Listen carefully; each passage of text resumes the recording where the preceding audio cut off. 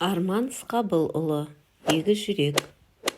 Астананың іргесіндегі орманда күні бойы шанамен сырғанап, шаңғы теуіп шаршаған топ кешкісін шағын үйшіктің ішіне жиналғанбыз. Ошақта жанған оттың қызуы бойды балбыратып, ұйқы қыса бастағанда арамыздағы ақсақал бір әңгіменің шетін шығарды. Бұл оқиға сонау 20-шы жылдары болған екен. Зайсанда кеңес өкіметі орнап, оның саясатын жүргізетін коммунистері мен комсомолдары да келіпті. Солармен бірге келген Абзал атты бір жас комсомол ауылдың айдай сұлу Әйгерім деген қызына ғашық болады. Қыз да сымбатты жігітті бір көргеннен ұнатып, араларында махаббат оты лаулап қоя берген. Ескі дәстүр мен жаңа тәртіптің тартысып жатқан кезі ғой, Әйгерімнің атастырып қойған жігіті бар екен. Қалың малы да төленген. 2 жасқа бұл да кедергі болмапты.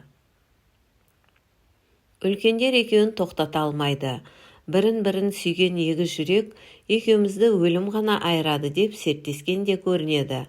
Жағдай әбден ушыққанда ру ақсақалдары өздерінше сот жасап шешім шығарады. Өлім жазасы, жай ғана өлім емес, құрық тимеген тауда жүрген жабайы жылқының құйрығына байлап жіберу. 2 жас мұны да ерлікпен қабылдайды. Жылап сықтамай, жалбарынбай аттың құйрығына байланып кете барады.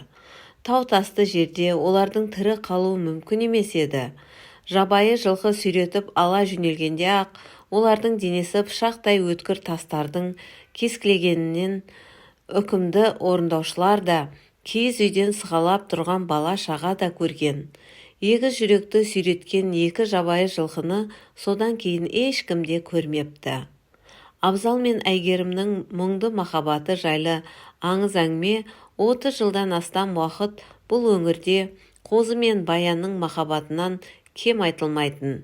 Екеуін де өлдіге санайтын. 60-шы жылдары Қытайдағы қандастар елге қайта бастағанда адам сенбес бір оқиға болды. Басқа бұлай болар деп ешкім күтпеген. Ошақтағы от сөнуге айналды. Сыртта боран басталды. Орман ішінде оның дыбысы қасқырдың ұлығанында естіледі екен. Қария әлі сөйлеп отыр. Балалардың алды пысылдап ұйқыға кеткен. Менің ұйқым шайдай ашылды. Әрі қарай не болар екен? Өр Алтайдың оңтүстігінде сауыр жоталары бар. Уақыт мүжіп, қатпар-қатпар тастары шығып жатыр. Сол сауыр мәңгілік мұзға оранған мұзтауға барып тіреледі. Мұзтаудың бір бөлігі өзімізде, қалғаны Қытай жерінде. Ол кезде мұзтауға жан баласы жоламайтын. Жете алмайтынды. Талай жүректі жігіт мұзтауға шығуды талпынып көрген. Шығуы да мүмкін еді, бірақ шыңның етегіне ілінгендер әр қарай көтерілмей кері қайтатын. Біріне қарлы бөктерде албастыдай киінген құбыжық адам көрініпті. Бірі соның қарға түскен ізін көрген, бірі сақалы беліне түскен сол адамның жағып кеткен отының үстінен түскен. Сауырдың баурайын жайлаған ел оны шайтан десті. Қар адамы дегендер де болды. Қалай десе де олардың біреуі де мұзтауды мекендеген пенденің кәдімгі адам екенін. 16-шы жылдың үркіншілігінде ақ патшаның әскерінен Қытайға қашқан қазақ көшінен адасып қалған 14 жасар бала екенін білген жоқ. Есейіп, есін жинамай жатып мына дүниенің зорлық-зомбылығын көрген. Ата-анасынан тірідей айырылған бала содан бері мұзтауды мекендеген. Жасы 30-ға жақындаған, аң аулап күнін көрген, ауырса шөптен дәрі қайнатып, өзін-өзі емдеген. Қиянаты көп төменге тіпті түскісі келмеген. Анда-санда төменге түсе қалса, пенделерді көріп қалады. Жақындағысы келмейді. Ол үшін бәрі жат, бәрі жиіркенішті. Бүгінде емдік шөптер жинамаққа төменге түскен.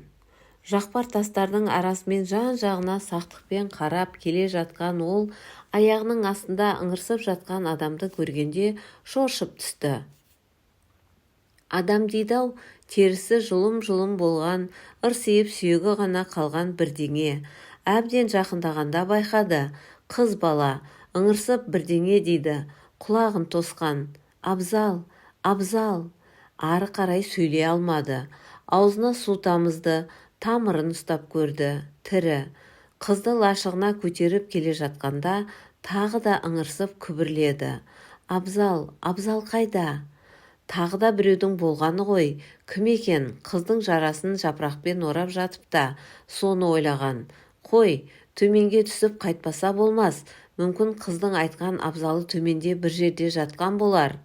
Адамдардан безген кісі киік емші абзалды іздеп мұзтаудың етегін 2 күн шарлады.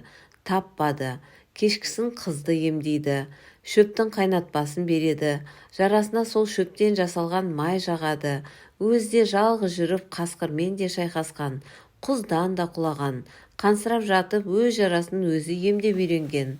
2 күннен соң Әйгерімнің беті бері қарап, кісі киік емшісіне болған жайды баяндап беруге шамасы келді. Таудың өткер тастары аттың құйрығында кеткен қыздың нәзік денесінің парша-паршасын шығарып қана қоймай, қолы байланған арқанды да қиып түскенге ұқсайды. Ол солай аман қалған. Абзал ше? Әйгерімді аман алып қалған жаратқанның абзалға да мейірі түскен шығар. Ағыл-тегіл жылап, жүрегінің жартысын жоқтаған қызға қарап отырып, кісі киік емші осыны ойлаған. Олай болмаған күнде тым құрса сүйегін табайын, мына бейшараның жаны жай тапсын, дейді тағы бір ойы. Тағы да бірнеше күн абзалды іздеумен өтті. Аяқ жететін жердегі орманды да, құздағы үңгірді де, сай-саланы да қарап шыққан. Табылмады. Тек бір жерден үзілген арқан мен қанды із көрген. Сол маңайды індетіп іздеп көрді. Тау өзенінің тұсына келгенде адамның ізі үзілді. Әрі қарай еш белгі жоқ. Не ит құсқа жем болды, не суға ағып кетті. Бәлкім тірі қалған шығар. Осылай ойға шомып келе жатқан кісі киік кілт тоқтады. Төменде өзенді жағалап бір салт атты кетіп бара жатыр екен. Иығына асынған мылтығы бар, таныды, жиі көреді. Арғы беттен бері қарай жасырынып өтетін де, әрі жолы біреу болып келіп, бірнешеу болып қайтатынын да байқап жүр. Қасындағылардың қызылдардан қысым көріп Қытайға қашқан қазақтар екенін де іші сезеді. Жақындап баруға әр жолы жүрегі дауаламайтын. Бұл жолы да батпады, үңгіріне қайтты. Қыз сауығып қалыпты. Кісі киік келгенде үңгірде от жағып, қазанда аңның еті қайнап жатты. Ішке кірген бұған үміттене қараған. Не дейді? Басын шайқады. Үзілген арқанды да, қанды ізді де айтпады.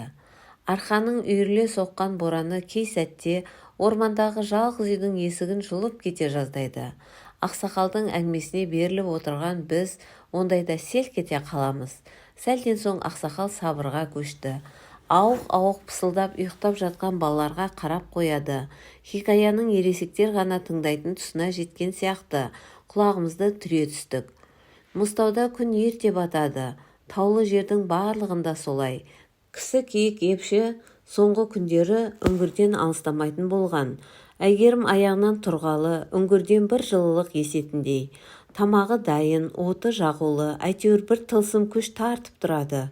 Бүгінде кеш бата үңгірге кіріп алған. Сыртқа бір шығып келгенде Әйгерім бұрыштағы тері төсенішке бүркеніп жатып қалған екен. Сәлден соң пысылдап ұйықтағаны білінді. Кісі киік оған қарап ұзақ отырды. Осы 30-ға жетер-жетпес ғұмырында әйел баласын мынандай сұлу қызды оңашада жақыннан алғаш көруі. Өткендегідей емес, жарасы жазылып бетіне қан жүгіріп құлпыра бастаған. Бір кезде қыз ұйқысырап, әлденені күбірлеп бір жағына аунап түскен. Үстіне жамылғаны да сусып түсе берген. Бұрышта өлімсей жанған оттың жарығы оның сәл ашылған кеудесіне түскенде кісі киік қалай жақындағанын да сезбей қалды. Қолы дірілдеп, ұйқыдағы арудың білегінен ақырын сипаған. Көзі жұмулы, қыз жымиды. Кісі киіктің қолы жоғарылай бастағанда Әйгерім сыбырлап, «Абзал, сенбісің?» деп тағы жымиды. Кісі киік тез есін жиып қолын тартып ала қойды. Ол текті еді. Арды, ұятты, намысты жоғары қоятын, тұқымнан болатын. Оны өзінің іші сезетін. Көштен ес білген шағында қалған. Әке-шеше есінде. Ол отқа қарап ұзақ отырды. Не істеу керек? Қыздың бұл үңгірде қалмасы анық. Ауылына да қайта алмайды. Баратын болса өлім. Осы кезде қыз тағы ыңырсыды. Абзал! Түс көріп жатқан сияқты. Кісі киік сөне бастаған отқа бір-екі отын тастап орнынан тұрды. Қыз жаққа бір қарады да сыртқа беттеді. Бір шешімін тапқан сияқты. Олар жақсы адамды ұзақ күтті. Бір кезде кісі киік емші Әйгерімге алыс беткейді қолымен нұсқаған. Көз ұшында бір салт атты келеді екен. Жүрісі суыт. Жақындай бере байқады. Соңында қуғыншы көрінбейді. Өзі ғана, көш те жоқ. Әбден жақындады-ау дегенде кісі киік Әйгерімді арқасынан қағып салт аттының алдына қоя берді. Сәл ұзай беріп қыз артына қараған. Кісі киік емші көрінбеді. Жасырынып қалған сияқты. Атын асығыс желдіртіп келе жатқан салт атты тасадан шыға келген қызды көргенде мылтығына жармасқан. Оның жалғыз екенін көргеннен кейін ғана атының тізгінін тартты. Кімсің, пер емессің бе? Тұр жолдан былай деп бастырмалатып барады. Ағатай, пер емеспін, адаммын, адасқан пендемін, қазір бәрін айтып беремін, тоқтаңызшы, ағатай. Әйгерім тоқтамай сөйлеуде. Салт атты мұқият тыңдады. Кісі киік емші жайында айтқанында да елең еткен жоқ. Білетін секілді. Тек Абзал жайында айта бастағанда селт еткендей болды. Абзал деймісің? Сүйегі табылмады де? Жә болды, сендім. Арғы бетке ала кетейін деп атын тебініп қызға жақындады. Мінгесе ғой, басқа елде бәлкім бағың ашылар. Артына қыз мінгестірген салт атты жотадан асып көрінбей кеткенше құз басынан кісі киік емші олардан көз алмай қарап тұрды. Сосын тізерлей қалып жерді төмпештеп жылап жатты. Кісі киік емші жерді төмпештеп жылап жатыр. Өксік толы өмірінің өшін жазықсыз қара жерден алғысы келген сыңайлы. Мынау жалғанда жалғыз қалғанын, адам аңдардан безіп, үрей билеген үңгірде аң ғұмыр кешіп жатқанын, сол жалғыздығына жаумау болар қызды қазір ғана өзі салт аттыға қосып жібергенін, соның өкініші өзегін өртеп бара жатқанын кімге түсіндірер? Әйгерім есіне түскенде кісі киік жылағанын тоқтатып, олар кеткен жота жаққа тесіле көп қарады. Көз жасын сүртіп орнынан тұрды, ойланып тұр. Бір кезде дүр сілкініп, құзар шыңға қарай бет алды. Жай жүрген жоқ, жүгіріп барады. Ана екеуінің алысқа кетпегені анық. Қалай болғанда да қуып жету керек. Жоқ, ол енді бұлай жалғыз өмір сүре алмайды. Әйгерімді алып қайтады. Салт атты ше, мылтығы бар ғой, ол мерген. Кісі киік мұның бәрін жақсы біледі, бірақ бір алапат күш оны алға сүйреп барады. Жықпыл тасты жыра да, терең құз да оған кедергі емес. Қалай болғанда да Әйгерімді енді жібергісі жоқ. Кісі киік тастан тасқа секіріп, мыстаудан алысқа ұзай берді. Үңгірді мекендегелі, қарлы мекеннен бұлай тым алыстамаған. Қыз мінгестірген салт атты бұл кезде мұздақтардан асып, қарлы жотаның соңғысына жақындаған. Енді бір ет пісірімдей уақыт жүрсе, шекараға да жетіп қалады. Мұстаудың бұл беткейін күзетуге қызылдардың шамасы әлі келе қойған жоқ. Қашқан қазаққа бұйырған қауіпсіз жол осы ғана. Салт атты ойланып келеді. Осы маңайды шиырлағанына 10 жыл болыпты. Ата қонысы бергі бетте еді. Большевиктер келгенде қуанғандардың бірі осы тұғын. Көп кешікпей көңілі қалды. Аштық, зорлық, зомбылық, көшпенді елдің малына ауыз салғандары тіпті сорақылық. Ата дәстүр анау адырам қалған. Содан бері күресіп келеді. Арғы бет оны батыр, мерген дейді. Бергі бет большевиктер банды дейді. Қақпан құрып, құртып жергісі келеді. Талай тұзақтан сақтығының арқасында сытылып шыққан. Осылай ойға шомып келе жатып, салт атты өзінше біреудің тесіле қарап тұрғанын сезгендей болды. Жалт бұрылып қараған. Ешкім көзіне түспеді. Артында отырған қыз да үрейленіп отыр. Бәрібір бекер емес, бұл арқасымен сезеді. Аңды да арқасымен сезіп, жалт бұрылып атқанда сеспей қатыратын. Кім болды екен? Тағы біраз жүрген соң жақпар тасты тау бітіп жазық дала басталмақ. Одан кейін арғы бетке қол созым жер. Осы сәтте салт атты ту сыртынан қадалған көзді тағы сезді. Болды, кешігуге болмайды. Жайлап мылтығын сипады. Дайындап келеді. Сосын кілт бұрылып жартасқа жабыса өскен жапырағы қалың ағаштың ортан тұсынан тартып жерген. Көрсеткен мылтық даусынан тау іші жаңғырып қоя берді. Оған қосарлана әлде адамның, әлде аңның түсініксіз даусы естілді. «Не болды, кім?» деді әйгерім дір-дір етіп. «Адам сияқты». «Елсізде қайдағы адам?» деді салт атты түнеріп. «Аю шығар». «Аю шығар» деді де мерген ол ойынан тез қайтты. Онысын қызға сездірген жоқ. Аю бұлай аңдымайды. Қанша жер соңдарынан еріп келді. Оңтайлы сәтті күткен. Мұздақ бітіп қарсы жота ілінгенде аңдушы ізінен жаңылды. Байқалып қала берді. Кім болды екен? Мерген артындағы қызға бұрылды. Ол да соңында қарағыштап келеді екен. «Аю емес» деді ол да. «Абзал шығар». Мерген жауап қатпады. Түнерген күйі өз ойымен өзі алысып келеді. Абзал емес, оны бұл анық біледі. Енді кім? Оны маңайдан өткен сайын ту сыртынан қадалған әлдекімнің сұқ жанарын кейде сезіп жүретін. Тіпті бірде қарлы шыңның ұшар басынан қауға сақалды адамды да көрген. Ол бұған, бұл оған тиіспеуші еді. Ел ішінде әлгі туралы айтылатын аңыз әңгімелерге де қанық. Біреулер Қытайға қашқан атақты байдың баласы дейді. Шекарада байдың көші казактардың қоршауына түсіп, шеттей баласына дейін кескілеп тастаған екен. Жаратқанның құдіреті, әлгі қырғыннан байдың кішкентай баласы аман қалып, Мыстауды мекендеп кетіпті деседі. Ол болса ше, ол неге бұлар таңдайды? Мерген қызға тағы бұрылды. «Осы сен емші тауып алып қалды дедің бе маған?» «Иә, ол қайда тұрады?»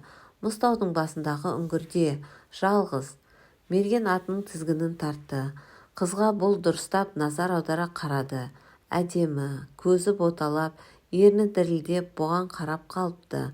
Мергеннің жүрегі шым етті. Сұлу екен. Осының соңынан келген ғой, бейшара, несіне жіберді екен деген ішінен. Өзі сезіп келеді.